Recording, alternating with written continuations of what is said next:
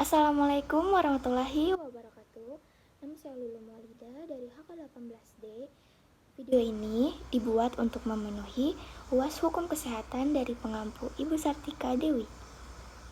Hukum kesehatan adalah hukum yang berhubungan langsung dengan pemeliharaan kesehatan, meliputi penerapan perangkat hukum perdata, pidana, dan tata usaha negara. Hukum kesehatan pada pokoknya mengatur tentang hak, kewajiban, fungsi dan tanggung jawab para pihak terkait dalam bidang kesehatan. Hukum kesehatan memberikan kepastian dan perlindungan hukum kepada pemberi dan penerima jasa layanan kesehatan. Di dalamnya ada 3 pihak yang memiliki hak dan kewajiban, yaitu ada pasien, dokter, dan rumah sakit. Pengertian sehat menurut UU 26 tahun 2009 tentang kesehatan adalah keadaan sehat baik secara fisik, mental, spiritual, maupun sosial yang memungkinkan setiap orang untuk hidup produktif secara sosial ekonomis. Dan sehat menurut saya adalah suatu keadaan kondisi fisik, mental, dan kesejahteraan sosial yang merupakan satu kesatuan dan bukan hanya bebas dari penyakit atau kecacatan. Perjanjian yang dimaksud dalam hukum kesehatan yaitu perjanjian terapeutik menurut Cecep Triwibowo dalam bukunya Etika dan Hukum Kesehatan, perikatan yang dilakukan antara dokter dan tenaga kesehatan dengan pasien berupa hubungan hukum yang melahirkan hak dan kewajiban bagi kedua belah pihak.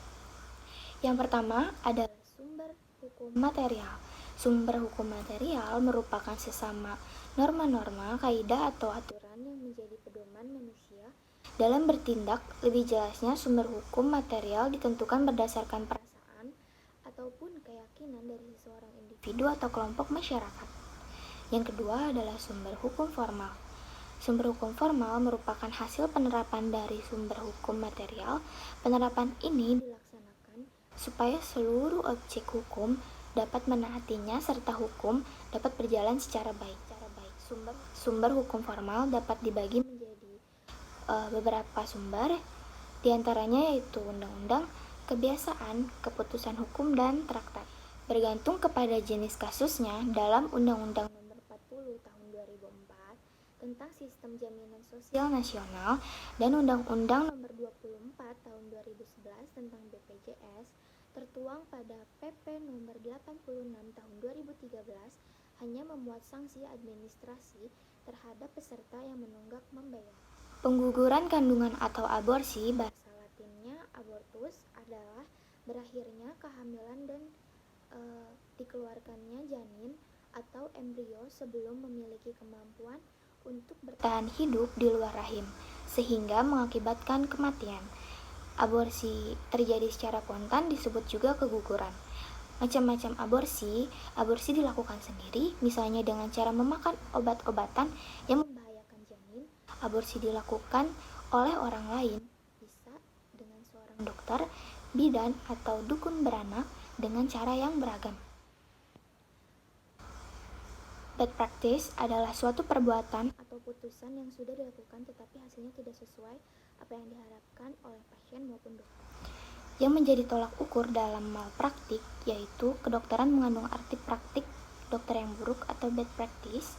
Apabila kita membahas pengertian medical practice dari sudut tanggung jawab dokter yang berada dalam suatu perikatan dengan pasien, maka harus menilai kualifikasi yuridis tindakan medis yang dilakukan oleh dokter tersebut. Sujatmiko membedakan malpraktik yuridis ini dengan 3 bentuk, yaitu ada malpraktik perdata, malpraktik pidana, dan malpraktik administratif. Eutanasia berarti tindakan dokter secara sadar untuk mengakhiri hidup seseorang yang menderita secara fisik tanpa rasa sakit. Tidak semua orang bisa melakukan praktik ini. Eutanasia hanya untuk pasien yang sakit parah dan hampir tidak memiliki harapan hidup.